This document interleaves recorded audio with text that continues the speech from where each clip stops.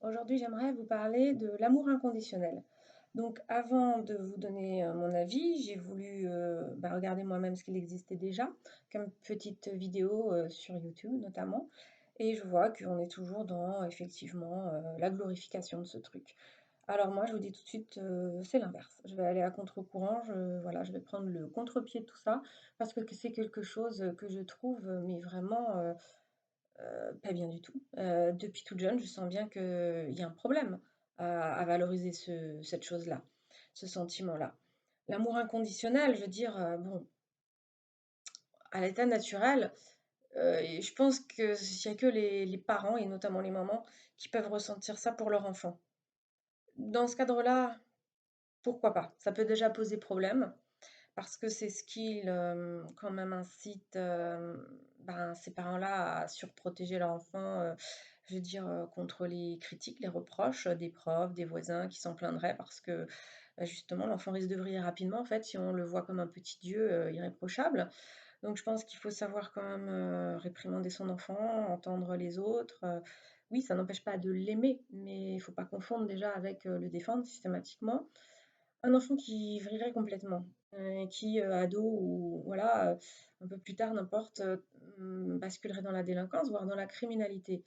Sa maman, son papa, bien sûr, on peut comprendre que tout en étant déçu, enfin je l'espère quand même, il continue à l'aimer. C'est peut-être même, bénéfique parce que quand quelqu'un n'a plus rien à perdre, toute la société l'a rejeté, à juste titre quand même, de façon légitime, c'est peut-être bien qu'il ait quand même au moins une ou 2 personnes, qui continuent à l'aimer. Parce que sinon, enfin, ça peut devenir encore plus dangereux, une personne, qui n'a rien à perdre. Voilà, en dehors de ce cadre, je vois vraiment pas pourquoi on incite les gens à ressentir, à travailler, à ressentir, cette forme d'amour. Ça va pas du tout. L'amour, c'est conditionnel, oui, et tant mieux. C'est conditionnel de manière, inconsciente, mais heureusement, en fait, ça veut dire que les gens, ils comprennent bien qu'effectivement, on n'aime pas quelqu'un comme ça, quoi qu'il en soit, quoi qu'il nous fasse de mal. Parce qu'en fait, c'est ça que ça veut dire. Mais je veux dire, c'est du pur délire, hein.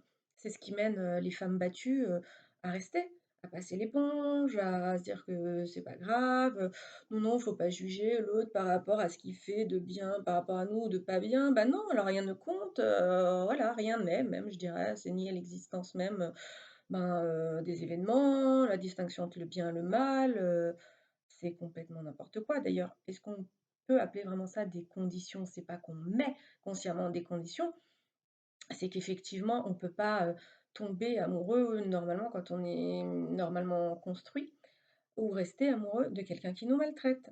En fait, les gens qui tombent amoureux ou qui restent, amoureux de quelqu'un qui les maltraite, c'est ils sont nombreux, hein, bien sûr, ces gens-là, mais ce sont beaucoup plus souvent des femmes. Pourquoi? J'espère que vous êtes posé la question. C'est parce que c'est des personnes, tous les psychologues le savent, qui ont des failles, en fait, dans la construction narcissique de soi. Narcissique au bon sens du terme, hein, mais c'est-à-dire qu'ils ont des failles dans leur ego, ils ne s'aiment pas assez, voilà. Donc toute cette tendance du développement personnel, moi, qui justement, s'emploie à nous dire qu'il faut détruire tout ego parce que ego égalerait forcément orgueil, non. Qui nous dit que voilà, on doit, donner sans retour, aimer sans retour, sans attendre de retour. Mais c'est très, très dangereux, c'est malsain, c'est hautement critiquable. Je trouve que ça va pas du tout. C'est en fait, cette branche, elle fabrique, des victimes ou elle incite les victimes, à le rester, hein.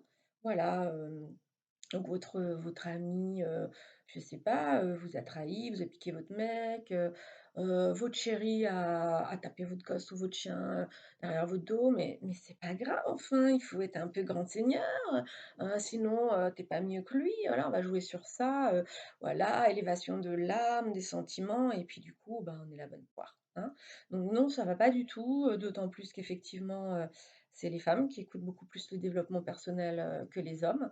Et ça me chiffonne déjà, de base, parce que je pense que globalement, vu l'éducation encore, différenciée, hein, d'un sexe à l'autre, globalement, ce serait plus, des hommes qui en auraient besoin, hein, pour calmer justement, un peu des tendances peut-être là trop égotiques, dominantes, voire agressives.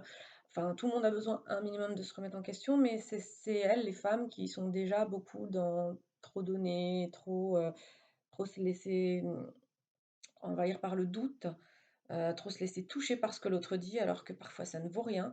Celles qui en ont le moins besoin, qui se remettent beaucoup, beaucoup trop en question, alors que c'est pas elles qui en ont le plus besoin, hein, au final.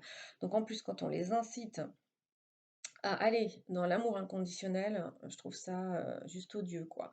C'est comme si, en fait, on les encourageait à aller, à retourner dans un état de justement, oui, voilà, la bonne mère, l'épouse, sacrificielle, qui n'existe finalement que pour son homme et ses enfants, hein. Enfin, moi, ça me fait un peu fortement penser à ça. N'attendre rien en retour, mais c'est juste dingue parce que en fait, si l'autre vous aime, spontanément, il a envie de vous donner des choses en retour. L'équilibre, il se fait, naturellement, normalement, dans un couple qui marche, dans une relation amicale, pardon, qui marche. Pareil dans la famille, tout ça. S'il y a pas d'équilibre, on n'y trouve pas son compte. Donc c'est normal, un moment qu'on dise, «Stop» et même, comme je vous disais, quand on est normalement équilibré au niveau de la confiance en soi et ben, on n'a plus envie, à un moment, on n'a plus envie de donner un sens unique, on n'y trouve pas son compte, chacun doit nourrir, en fait, la relation. Donc s'il y a pas d'équilibre, il y a pas c'est-à-dire de réciprocité, hein, au moins à peu près, eh bien non. Eh bien non. Non, non, non, on n'a pas à rester et c'est très sain de partir, de dire stop à cette relation. Vouloir aider quelqu'un, qui en aurait peut-être plus besoin que nous, pourquoi pas?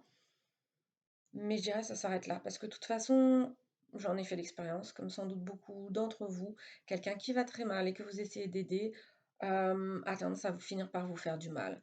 Jalousie, aigreur, incapacité à rebondir, il va vous dire de toute façon au début qu'on ne peut pas aider quelqu'un contre lui-même. C'est enfin, à sauver de lui-même, c'est un peu vrai et puis, au pire des cas, après ça peut vraiment souvent, l'énerver plus qu'autre chose en fait, que vous vouliez lui tendre la main. Hem et puis déclencher, ouais, des choses pas sympas. Des choses pas sympas du tout, qu'à un moment vous pouvez plus accepter, quoi. Donc non, non, non, je pense que quelle que soit la relation, le sens unique, l'inconditionnalité, c'est à fuir, hein.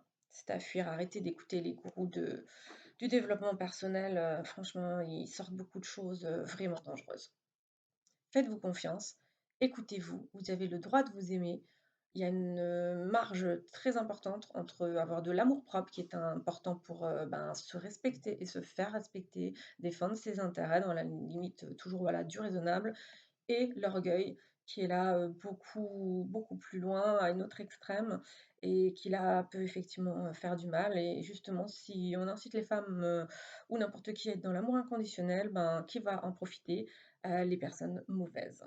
Voilà, qui eux ne jurent que par leurs intérêts, qui n'ont pas forcément des intentions bienveillantes et je dirais même au contraire. Donc attention, attention, danger.